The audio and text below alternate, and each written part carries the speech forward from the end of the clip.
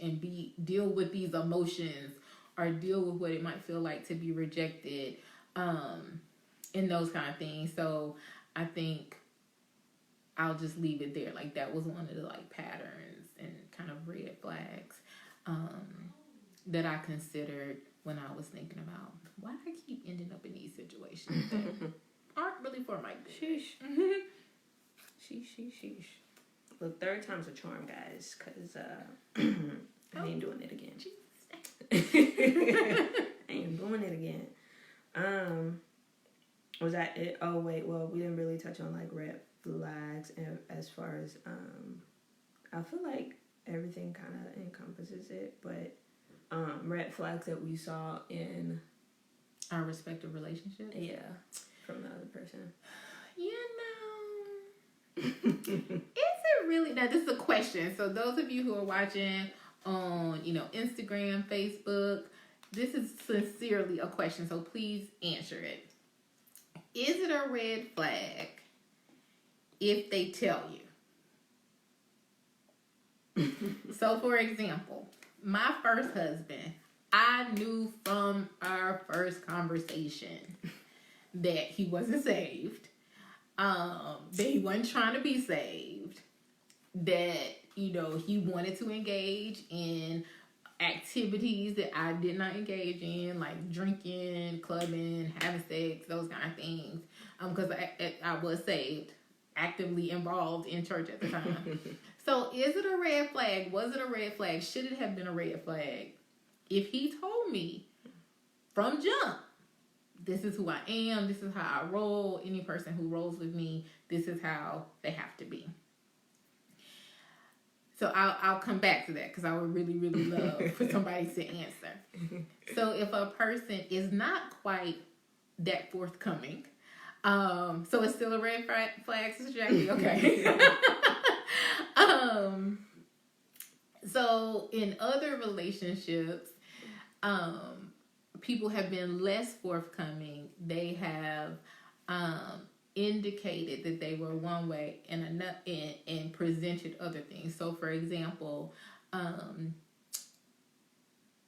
a person says, okay, I totally get your lifestyle. I totally get that you're trying to live, the same saved life and be abstinent. But if you hang out, they're rubbing up on you, or, trying to sneak a feel or a kiss or something like that. Like, that's a red flag. Yeah. First lady says yes too. Mm-hmm. If you get into a disagreement, when I did a live, I guess it's been a few months ago now, about red flags, pink flags, and high standards, it's probably somewhere you can go back and find it. But, if you all get into a disagreement and they ghost you, or they get super angry, like, it doesn't reflect on the actual level of the conversation. Like, those are red flags to me.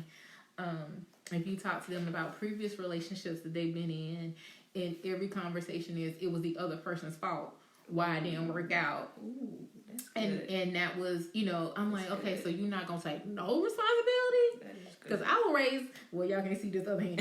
I will raise my hand. Like, every relationship I've ever been in, I've done something. Yes. That, contributed to the relationship not working out. So if they're not taking responsibility or ownership for anything. So all of those things, those are just a few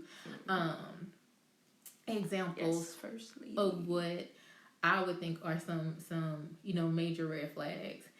And so it's interesting that you all say that those are red flags. Like, it's a red flag, but I guess it's not hidden. It's not secret. Like, when I think of a red flag, I think of stuff that's like, oh yeah, ain't nobody else noticed that? Like, I'm the only one that caught that. Whereas if they're being honest, yeah, like, they're showing who they are, and then we're making a conscious decision to ignore that. Yeah. Which I think, in my mind, is slightly different than a red flag. Like, it's possibly an unfortunate behavior given who we are. Or, like, somebody in the world might be totally cool with it. Mm-hmm. But if they are honest about it, and then I choose to ignore it, then I'm tripping. Yeah. You know, they just doing them. So, yeah. What were you gonna ask? I was gonna say, First Lady said open red flags and sneaky red flags are all the same. So, as far as me, okay, red flags. So for me, red flags would be just essentially what you value doesn't necessarily align. Again, there were multiple times when I was asked, or I'll just go out and say it.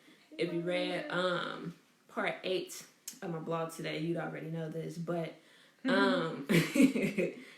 so if the other person is asking you compromising things that kind of put you in a place to where now you're doubting yourself, or you feel like you have to do this thing in order to keep this person, that's a red flag. Because like I said earlier, if somebody loves you, but of course if they love God first, they would never put you in a position to compromise on what you believe, especially if what you believe is biblical. Right. Like, come on now. But yeah, so as I stated in my blog, I was asked, do I expect for my first kiss to be when I'm married? That was me.